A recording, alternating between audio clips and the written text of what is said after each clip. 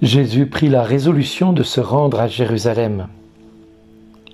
Méditation que nous allons prendre pour mieux comprendre ce que Jésus attend pour chacun de nous.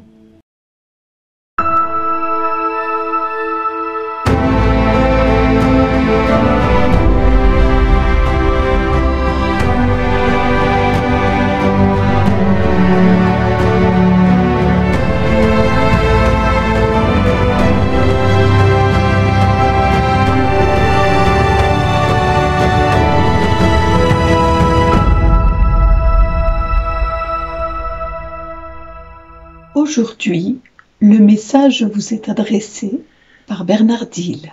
Bonjour les amis, l'Évangile nous offre aujourd'hui 2 points principaux pour faire une réflexion personnelle.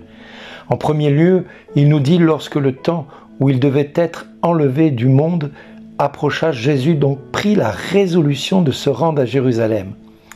Le verbe fait chair, Jésus, utilisé par saint Luc, signifie compléter, accomplir. Cette résolution que Jésus prend, c'est Jésus qui porte à la plénitude le temps prévu par le Père pour le compléter, pour l'amener à son achèvement total et définitif. Sa mission salvifique, en tout cas sa mission sur terre, arrivant à son terme par la crucifixion, la mort et plus tard sa résurrection, eh bien Jésus veut aller à Jérusalem pour que tout soit fait conformément aux Écritures. Ensuite, il sait qu'il doit être glorifié. Il sait qu'il va être élevé dans le ciel. Il sait que le Père va l'amener dans la gloire.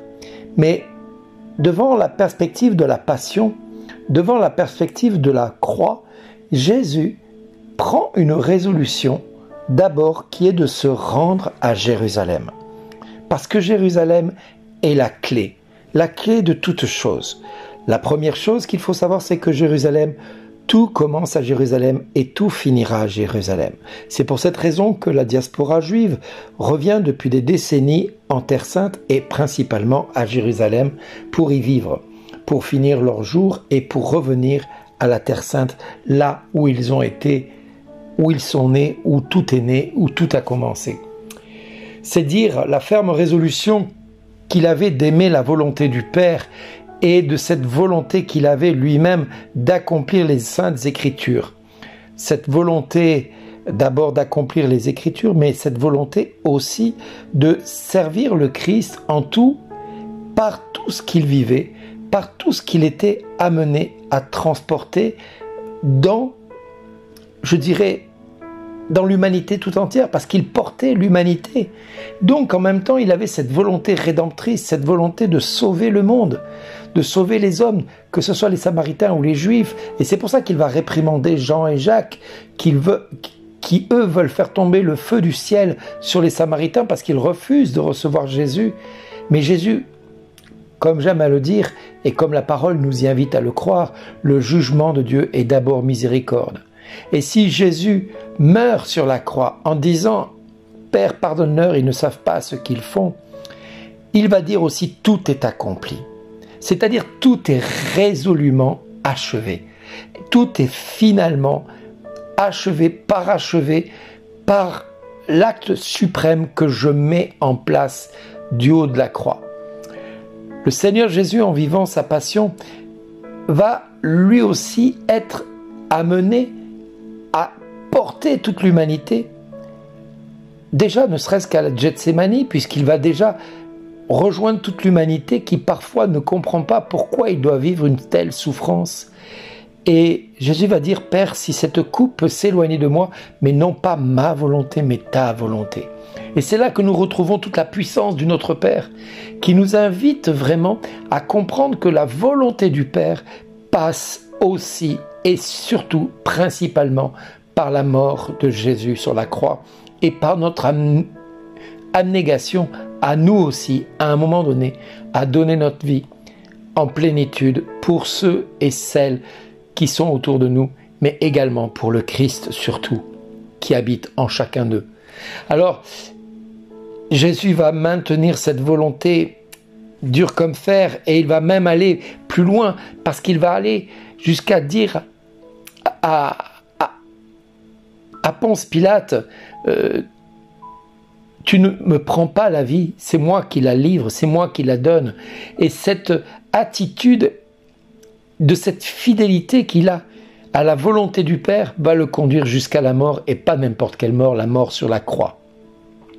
Alors, c'est ainsi que nous devons, chacun de nous, vivre, nous aussi, ce que nous avons de plus dur dans notre quotidien et que nous pouvons éprouver de difficile par moments, de ce chemin qui nous conduit à la fois vers Dieu, mais à la fois aussi par moments à ceux qui nous éloignent de Dieu. Et nous avons, nous, à faire un choix, choisir la vie ou la mort, la bénédiction ou la malédiction. Bien, Jésus nous invite à aller vers Dieu en mettant en opposition le refus, le mépris et la marginalité de tout ce que nous avons à vivre au quotidien. Cette opposition qu'il y a en nous par moment de faire le bien ou de faire le mal, cette opposition que nous avons en nous à la fois de suivre le Christ et parfois le mépris que nous avons vis-à-vis du Christ parce que nous refusons de faire la volonté de Dieu, parce qu'il nous semble cela trop dur, trop cruel d'accepter un tel chemin. Et on a l'impression parfois même que Dieu nous pousse dans nos retranchements au point de nous mettre en marge de la société et de faire de nous des personnes marginales, méprisées des autres, méprisées du monde, afin d'être fidèles au Seigneur. Du reste, je crois que c'est le pape François qui dira le véritable progrès d'une vie spirituelle, c'est pas celle qui consiste à multiplier les extases ou en tout cas les attitudes spirituelles, pieuses et religieuses, mais c'est être capable de persévérer dans les moments difficiles, cruels, et d'avancer toujours, comme disait Monseigneur Kofi, comme ce peuple de pèlerins que nous sommes appelés à être et à vivre, et de marcher sans cesse sur cette terre, quand bien même la marche est difficile parfois. Alors oui, nous devons, chacun de nous, persévérer, percer et vous verrez la gloire de Dieu, nous dit la parole de Dieu. Percez et vous verrez la gloire de Dieu, car à Dieu rien n'est impossible. C'est l'ange l'ange Gabriel qui dira ça à Marie. Et c'est vrai que quand il va dire cela à Marie, Marie va répondre simplement qu'il me soit fait selon ta parole, parce qu'elle n'avait pas autre chose à dire. Alors si aujourd'hui, dans ta vie de tous les jours, tu es épuisé, fatigué, éprouvé au summum de ce que tu peux subir et accepter, regarde la passion du Christ. Mets-toi devant un crucifix et imagine ce que le Seigneur a subi et a enduré en ta faveur et en faveur de ceux qui sont autour de toi. Et regarde ta vie simplement, avec humilité, et accepte que Dieu vienne te rejoindre dans cette humanité. Mon frère, ma sœur, aujourd'hui, il est temps de comprendre que la portée de ton choix va te conduire au ciel. La portée de ton choix va te conduire vers la guérison, vers la délivrance totale et définitive de ce qui t'empêche d'avancer. La portée de ton choix va te permettre d'avancer et d'espérer envers et contre tout, de tout ce que tu es amené à vivre, mais que ce ne soit plus stérile, que ça porte du fruit et qu'un fruit demeure. Parce qu'au terme de ton cheminement sur terre, de ton long pèlerinage sur terre, tu auras la joie de pouvoir entendre ton Dieu te dire « Mon fils, ma fille, comme je suis heureux de te voir à mes côtés. Merci d'avoir fait ce choix. Merci d'exister. »